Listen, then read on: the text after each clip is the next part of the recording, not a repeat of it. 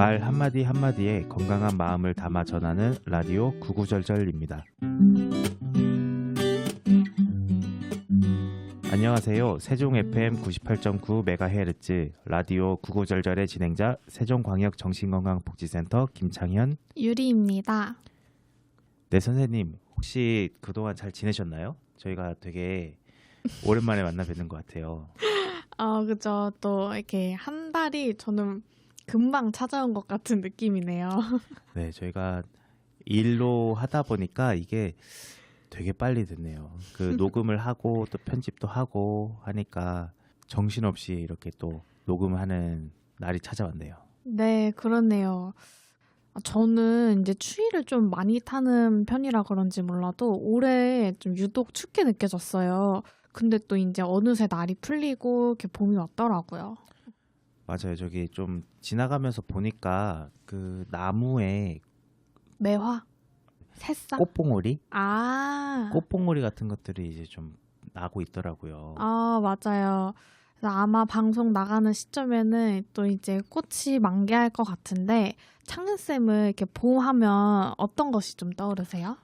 봄 하면은 좀 나들이 가고 뭐 좀 고기도 구워 먹고 뭐 좀 미세먼지도 좀 있고 그죠. 네, 좀 그런 것들이 좀 많이 떠오르고 좀 제가 생각해 보면은 봄 때는 좀 항상 좀 바빴다라는 느낌이 좀 있던 것 같아요.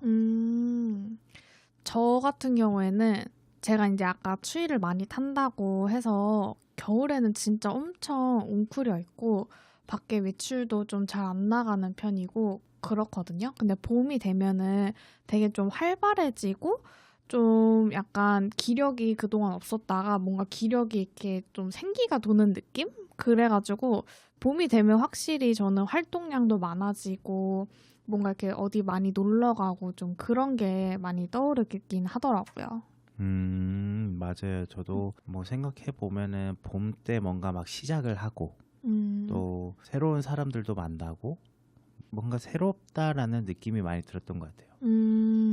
그죠. 그래서 이렇게 저처럼 좀 봄이 되면은 활발해지고 들뜨는 이유가 사실은 이 생물학적으로 봄에 겨울 대비 일조량이 늘면서 행복 호르몬이라고 불리는 세로토닌이 증가해 사람들이 좀 들뜨게 만든다고 해요.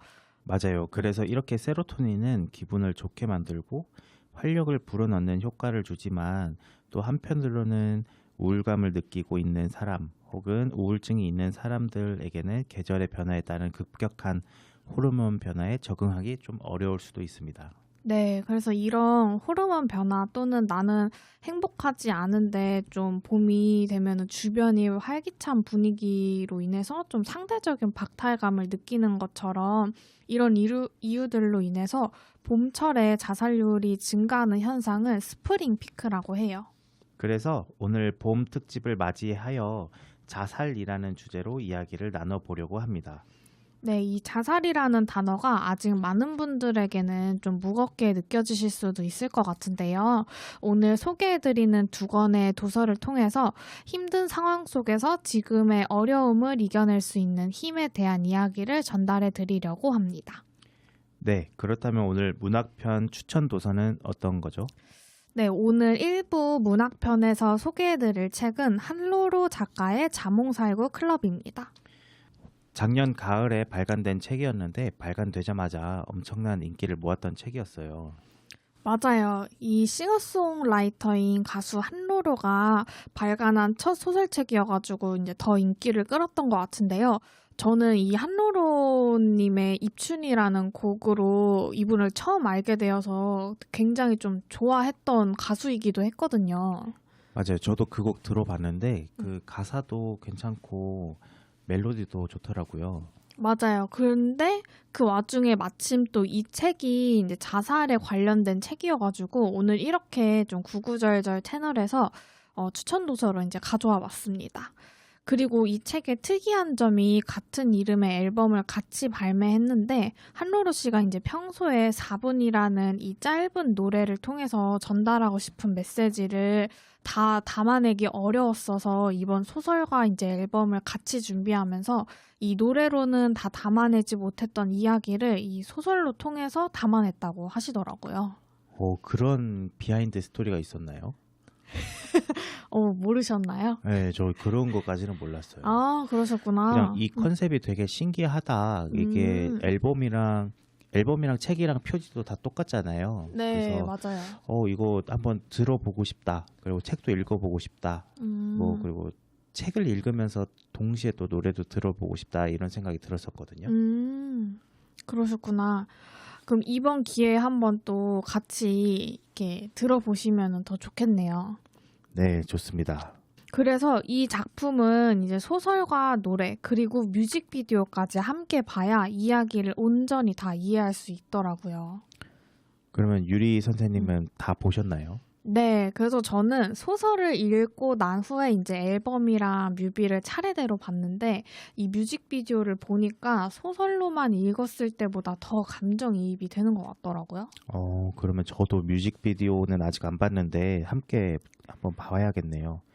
그럼 네. 이 소설은 좀 어떤 내용인지 소개해 주실 수 있나요? 네, 이 책은 4명의 여고생이 자몽살구 클럽이라는 이 비밀의 동아리로 만나 서로의 아픔을 나누며 자살로부터 서로를 지켜나가는 이야기를 그린 소설이에요. 자몽살구 클럽 하면은 좀 이름이 특이한 동아리인 것 같은데 네. 이 자몽살구 클럽은 어떤 의미가 있는 건가요? 네, 먼저 이 자몽살구 클럽이 어떤 동아리인지 설명을 드리면 죽고 싶지만 살고 싶은 아이들이 모여서 서로를 죽음으로부터 지켜주고 이제 생존해야 하는 이유를 만들어주기 위해서 만들어진 비밀 모임이라고 해요. 공식 동아리가 아니라고 하더라고요. 그래서 이 자몽살구를 줄여 말하면은 자살이기도 하고 또 살구는 살고 싶다라는 의미가 있어서 자살은 하고 싶지만 살고 싶다는 의미를 귀엽게 지은 이름인 것 같더라고요. 맞아요. 그 소설의 소제목 보면은 누구누구는 살고 싶다. 이렇게 적혀 있더라고요. 맞아요. 그래서 그런 의미가 좀 굉장히 귀엽게 담긴 클럽 이름인 것 같고요. 그래서 이 클럽의 규칙은 한 사람당 20일의 자살 유예 기간이 주어지는데 그 시간 동안 그 사람이 이 세상에 무사히 살아남을 수 있도록 남은 부원들이 도와주는 게 이 클럽의 활동이라고 해요. 그래서 사실 20일이라는 이 자살 유예 기간 동안 자살을 막았다고 하여도 자살 사고를 가지고 있는 사람들은 다시 또 그 자살 사고를 가지게 될 수도 있긴 하잖아요. 하지만 이 자몽살구 클럽 활동을 통해 유예 기간 동안 각자 살아야 하는 이유를 함께 찾아나가는 과정이 그래도 현재 이 자살 사고를 가지고 있는 이 친구들에게 굉장히 중요하고 또 자살을 막기 위한 효과적인 일일 수 있겠다라고 생각이 들었어요. 살아야 하는 이유라는 게 그 자살로부터 굉장히 자신을 보호할 수 있는 중요한 요인이거든요. 네. 네, 맞아요. 그래서 저도 자살 예방 팀에 있었을 때 이런 교육들을 가다 보면은 그런 좀 자살 고위험군이라고 하죠. 그런 분들이랑 상담을 할 때 어떤 것들이 힘든지 왜 죽고자 하는지 이런 이유들을 막 듣다가 이 사람이 그래도 지금까지 살고자 하는 뭔가 이유가 있을 것이다 라고 하면서 그거를 캐치를 해서 그거를 한번 상기시켜주는 그런 상담 기법이 있거든요. 그래서 그런 것들이 저도 이제 이 책을 읽으면서 좀 생각이 나고 뭐 그런 정말 각자가 다 살아야 하는 이유는 사실 내가 지금은 좀 힘들어서 잊혀져 있거나 까먹고 있거나 했던 것들이 있는데 살아야 하는 이유를 그 자몽살구 클럽처럼 주변 사람들이 같이 그 이유를 찾아주면은 굉장한 힘이 될 것 같아요. 네, 그래서 이 자몽살구 클럽 부원들이 각자 어떤 이유로 죽고 싶어 하고 또 살고자 하는 이유를 어떻게 찾아 나가는지에 대해서 자세히 한번 이야기를 나눠보도록 하겠습니다. 이 자몽살구 클럽 부원이 이제 주인공을 포함해서 총 4명인데 주인공의 이야기를 다루면 좀 스포가 될 것 같아서 오늘은 주인공과 유민이라는 인물을 제외하고 2명의 인물들만 다뤄보도록 하겠습니다. 주인공이랑 유민에 대한 스토리는 책을 통해서 한번 저희가 확인을 해봐야겠네요. 네, 이 두 인물도 굉장히 재밌는 스토리를 가지고 있으니까는 꼭 책으로 확인을 해주시고요. 오늘은 먼저 이 동아리 장인 태수라는 인물에 대해서 먼저 이야기를 해볼게요. 이 태수는 정교회장인데 성격도 굉장히 좀 호쾌하고 동아리장으로서 이 부원들의 사기를 끌어올리는 역할을 하고 있어요. 그래서 겉으로 봤을 때 이제 정교회장도 하고 성격도 밝은데 왜 죽고 싶어 하지? 라는 생각이 이제 들 수도 있는데 태수라는 이 인물의 성격 자체가 자신의 이런 힘든 부분을 좀 잘 드러내지 않으려고 하는 성격인 것 같더라고요. 겉으로는 좀 괜찮은 척, 밝은 척하고 자신의 속마음을 솔직하게 털어놓지 않는 성격인가 보네요. 맞아요. 그래서 책 속에 다른 인물들은 좀 각자 힘들어하는 이유가 좀 명확하게 나오는데 태수가 죽고 싶어 하는 이유에 대한 서사가 좀 자세히 드러나지는 않았어요. 그래서 저는 처음에 태수의 스토리가 좀 너무 부족해서 좀 아쉽다라는 생각을 했는데 다시 생각을 해보니까 이 태수의 서사를 자세히 풀어내지 않은 게 오히려 태수의 성격을 좀 잘 빗대어 표현한 것 같다라는 생각도 들더라고요. 그래서 책에서 태수의 성격이 잘 드러나는 구절을 한번 읽어드릴게요. 책 112페이지에 나와 있는 내용입니다. 걱정하는 눈빛의 유민 언니가 입을 열었다. 또 맞았어? 언급하지 마. 안 하기에는 꼴이 엉망이니까 그러지. 유민아, 내가 걱정돼? 난 네가 걱정돼. 영화 아가씨 속 히데코의 명대사를 따라하며 무거운 분위기를 띄우려던 태수의 언니가 곡소리와 함께 몸을 다시 일으켰다. 네, 저는 이 장면을 보면서 태수가 죽고 싶어 하는 이유가 좀 자세히 나오지는 않았지만 책 내용으로 짐작해 봤을 때 태수가 좀 정교회장이기도 하고 공부도 잘하는 학생인데 부모님이 이런 모습을 좀 강요하고 있었던 게 아닌가 이렇게 싶더라고요. 그래서 밝고 모범적인 척 하지만 속으로는 부모님의 압박으로 힘들어하는 상황이었다라고 좀 생각이 들었어요. 뭔가 많이 힘든 상황이 있는데 그런 힘든 것들을 좀 표현하지 않고 나는 괜찮다. 아니면은 오히려 남들을 좀 격려하고 자기가 힘듦에도 이런 사람들을 생각해 보면 저희가 살면서 많이 마주쳤던 것 같아요. 그래서 그런 분들을 저도 과거에 힘들었는지 아닌지는 잘 모르겠지만 이렇게 좀 씩씩하고 그런 사람들이 의외로 또 이렇게 연약한 부분들이 있구나라는 것들이 좀 생각이 나네요. 그러면 이렇게 겉으로는 좀 밝은 모습을 보이지만 자살 사고를 가지고 있는 사람들은 어떤 방식으로 개입하는 게 좀 좋을까요? 저도 일을 하면서 느꼈던 거는 사실 본인이 정말 이 서비스를 필요하다라고 느끼는 게 가장 먼저인 것 같아요. 사실 나 괜찮아, 나는 전혀 문제 없어 라고 하는 분들한테는 저희가 좀 얘기를 하는 게 뭐 권리가 침해되는 부분일 수도 있고 좀 많이 조심스러운 부분들이 있거든요. 또 이런 저희가 서비스를 제공하는 영역이 좀 예민한 부분이다 보니까 그렇지만은 우리가 서비스 제공자를 떠나서 주변 사람들이 이런 분들이 있다라고 하면은 그냥 옆에서 계속 같이 시간을 보내면서 이분이 속마음을 털어놓을 때 그 얘기를 잘 들어주고 그리고 어떤 것들이 힘들었는지 좀 공감도 해주고 그리고 그렇게 애쓰지 않아도 된다라고 좀 얘기를 하는 식으로 주변 사람들에게는 좀 도움을 줄 수 있을 것 같아요. 네. 그래서 책에서 태수가 좀 겉으로 굉장히 밝은 모습이기는 했지만 이 자몽살구 클럽을 만들기도 했고 또 죽고 싶다라는 말도 했었기 때문에 이런 것들이 이제 자살 위험 신호였다는 것을 알 수 있는 포인트였던 것 같기도 해요. 맞아요. 이런 것들이 되게 작지만 하나의 신호가 될 수가 있죠. 네. 그래서 태수의 죽음을 막기 위해서 자몽살구 클럽 부원들이 함께 머리 염색도 하고 교과서를 태워버리는 등의 행동들을 하면서 이 태수와 함께 일탈을 즐길 수 있게 해줬어요. 그래서 이런 자몽살구 클럽 활동으로 이제 태수가 결국 삶을 지켜냈는지는 이제 책을 통해서 확인을 해주시고요. 다음 인물로 한번 넘어가 보도록 할게요. 이어서 이제 보현이라는 인물에 대해서 이야기를 나누어 보려고 하는데요. 보현이는 그 어머니의 암투병으로 인해 어린 시절부터 소망하던 영화 감독이라는 꿈을 저버려야 하는 인물로 그려져요. 그래서 아직 꿈을 이제 막 펼쳐야 될 나이인데 현실이라는 벽에 이제 부딪혀 버리게 되는 거죠. 맞아요. 이렇게 꿈을 펼쳐야 되는데 좀 현실적으로 그게 내가 이 꿈을 꾸는 게 좀 안 되겠구나. 현실적인 벽에 부딪히면은 굉장히 좀 좌절감을 많이 느끼게 되죠. 네.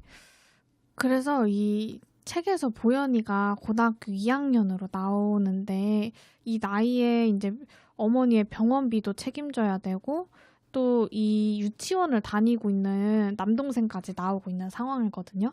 근데 이 어린 남동생까지 내가 책임져야 된다라고 했을 때 보현이에게는 이게 엄청나게 좀 부담감으로 다가왔을 것 같고 또 어린 시절부터 꿈꾸던 영화 감독이라는 꿈을 저버려야 된다는 현실이 삶을 포기하고 싶다는 마음까지 이어졌던 것 같아요. 보현에게는 그 영화 감독이라는 꿈이라는 그 목표가 굉장히 중요했던 것 같네요. 네, 어떻게 보면 이제 이런 현실로 인해서 내 삶의 의미가 사라진 것 같은 그런 거를 이제 느꼈던 것 같아요. 보현이의 경우는. 그래서 이 보현의 경우는 이제 삶을 포기하고 싶은 이유와 그리고 이제 삶을 살아가야 되는 이유가 좀 명확하게 나오는 인물인 것 같았어요. 삶을 이제 포기하고 싶은 이유는 내가 꿈을 저버려야 되는 상황으로 인해서 그냥 삶을 포기하고 싶다라는 이유가 됐을 것 같고 삶을 살아가야 되는 이유는 그래도 아직까지 엄마가 살아 계시고 그리고 내가 남동생을 책임져야 되는 상황이고 이런 것들이 이제 삶의 이유가 됐을 것 같은데 어쨌든 이 보현에게는 닥친 현실이 조금 내가 지금 감당하기에는 굉장히 벅찬 일들로 다가왔던 것 같아요. 그래서 이 자몽살구 클럽 부원들은 보현이가 삶의 의지를 좀 다시 떠올릴 수 있도록 보현이가 단편 영화를 찍을 수 있도록 도와주게 되거든요. 그래서 이 보현이의 결말도 한번 책을 통해서 확인해 주시면 좋을 것 같아요. 그래서 지금 이렇게 좌절하고 있는 상태에서 자신에게 고통을 주는 이유, 그 요인이라고 할까요? 그런 부분들만 계속 바라다 보면은 그 고통에서 벗어나기 위한 수단이 내가 지금 이 생을 마감을 하는 것이 맞는 것 같다라고 이렇게 생각을 하게 되겠죠. 그렇죠. 그래서 삶을 살아가면서 사실 이 어려움 그리고 고통은 좀 어쩔 수 없이 마주하게 되긴 하잖아요. 근데 이런 것들을 내가 피하고 싶어도 피할 수가 없을 때가 있는데 이런 역경을 마주했을 때 내가 피하고자 하는 마음보다는 이 어려움과 고통을 내가 어떻게 잘 이겨내고 다룰 수 있는지가 중요한 것 같은데 사실 이거는 좀 혼자 해내기가 어려울 때가 있긴 하죠. 그렇죠. 이게 그런 어려움 가운데 있다 보면은 터널 시야라고 하죠. 되게 사고의 폭이 좁아지고 그 정작 문제를 해결할 수 있는데도 그런 것들이 생각이 나지 않고 그냥 나는 지금 이 생을 마감해야겠다. 나는 안 된다. 나는 포기할 수밖에 없다. 이런 식으로 좀 인지 기능이 좀 떨어지기도 하고 그렇죠. 그래서 이 책 속에서는 4명의 인물들이 이제 각각의 어려움들을 서로 들어주고 함께 슬퍼해주면서 이겨내가는 모습을 그리고 있는데 이런 것들이 이제 내 주변 지지체계들이 내 삶을 좀 지탱해주는데 도움이 되는 역할이 되는 것 같아요. 맞아요. 지지체계가 많이 도움이 되죠. 네. 그래서 이제 각자 이 자몽살구 클럽을 통해서 각 인물들이 어떻게 또 이런 어려움들을 헤쳐나갔는지에 대한 내용들은 책을 통해서 자세히 확인해 주시면은 될 것 같고요. 그리고 저는 이 책을 읽으면서 좀 느꼈던 건데, 이 인물들은 왜 또 이런 정신건강 서비스, 이런 상담이 유입되지 못했을까? 이런 생각이 들더라고요. 선생님은 그게 어떤 것 때문에 그런 거라고 생각하시나요? 우선은 학생들이다 보니까는 뭔가 어쨌든 자살이라는 게 누군가 어른들한테 내가 이 단어를 꺼내기에는 조금 두려울 수도 있었을 것 같아요. 이런 걸 얘기하면 괜히 문제아로 찍힐 것 같고, 아니면 내가 진짜 힘든데 어른들은 내 마음을 몰라줄 거야 라고 생각하는 등의 이유들로 이 학생들은 주변 어른들에게 도움을 요청하지 못했을 거라는 생각이 들더라고요. 맞아요. 그럴 수도 있죠. 네. 창윤 쌤은 좀 어떤 이유들이 있을 거라고 생각하시나요? 저도 선생님이 말씀하신 거에 다 동의를 하고, 근데 거기에 조금 더 첨부를 하자면은 아마 정보를 몰라서 그러지 않을까. 이게 내가 어떤 서비스를 이용을 해도 되는지도 정보를 모르고, 나랑 내 주변에 나랑 비슷한 처지에 있는 사람들끼리 이렇게 모여가지고 이걸 한번 이겨내보자, 이런 식으로 인물들이 그렇게 대응을 하게 된 것 같아요. 네. 아직 저희가 홍보는 많이 하고 있지만 아직까지 저희 센터를 모르시는 분들도 많을 것 같고, 그 구구절절에서도 위기상담 전화 1577-0199가 있다라는 말도 되게 많이 했는데 이 번호를 또 모르시는 분들도 많을 것 같기는 하더라고요. 그래서 항상 저희가 좀 더 많은 분들이 저희 서비스를 알 수 있도록 좀 홍보를 많이 해야겠다, 뭐 이런 생각이 드는 것 같네요. 그러면 청소년 분들은 어떤 상담 전화를 좀 이용할 수 있나요? 1388입니다. 아, 1388이요? 네. 그래서 청소년 분들은 이제 편하게 1388로 연락 주시면 될 것 같고요. 만약에 이제 정신건강에 대한 좀 그런 상담을 받고 싶다라고 하시면은 1577-0199로 연락 주시면 됩니다. 아, 네. 감사합니다. 네. 그래서 오늘 이렇게 자몽살구 클럽이라는 책을 통해서 그 인물들이 어떤 이유로 또 죽고 싶어 했는지, 또 어떤 이유로 살고 싶어 했는지에 대해서 이야기를 좀 나누어 보았어요. 창현쌤은 좀 어떻게 들으셨나요? 정말 우리 주변에 있을 수 있는 이야기라고 많이 느꼈던 것 같아요. 저는 책을 읽으면서. 맞아요. 우리가 뭐 사실 주변을 자세히 들여다보면은 이런 일들이 굉장히 많을 것 같다라는 생각이 들더라고요. 그래서 이 작가도 우리 주변에 있지만 우리 사회에서 그래도 많이 다뤄지지 않는 그런 사회의 어두운 부분들을 책을 통해서 이렇게 풀어냈다라고 말씀을 해주셔서 우리도 주변 사람들을 잘 이렇게 들여다보면서 또 자몽살구 클럽 부원처럼 삶의 의미를 우리가 주변 사람들한테 어떻게 또 이렇게 찾아줄 수 있는지 그런 노력들도 해보면 좋을 것 같네요. 네, 좋습니다. 네. 1부는 이렇게 마무리를 하고 할로로 가수의 자몽살구 클럽 앨범에 수록된 갈림길이라는 노래로 마무리를 하도록 하겠습니다.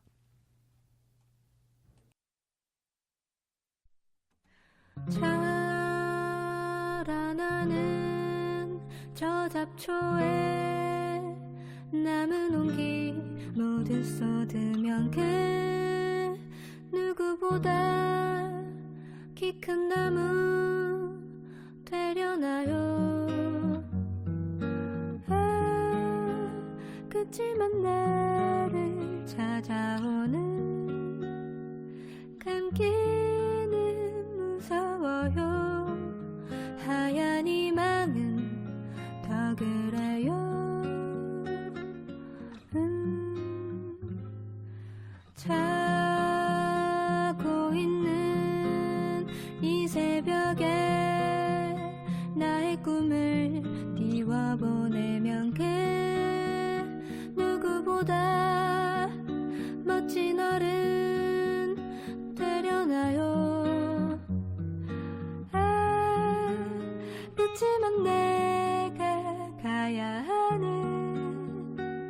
선택은 무서워요. 붉은 책임은 더 그래요. 넌 나의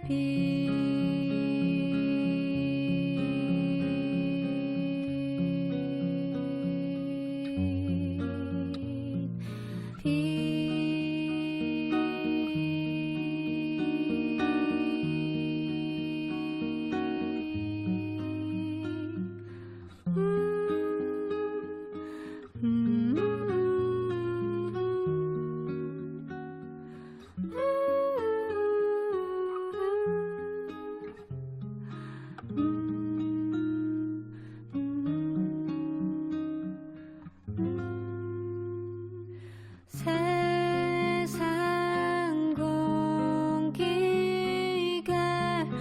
단물이었음 해. 붉은 눈물이 부끄럽지 않게 언제 어디든 유연할 수 있게 잠깐 여기선 울어도 되겠지.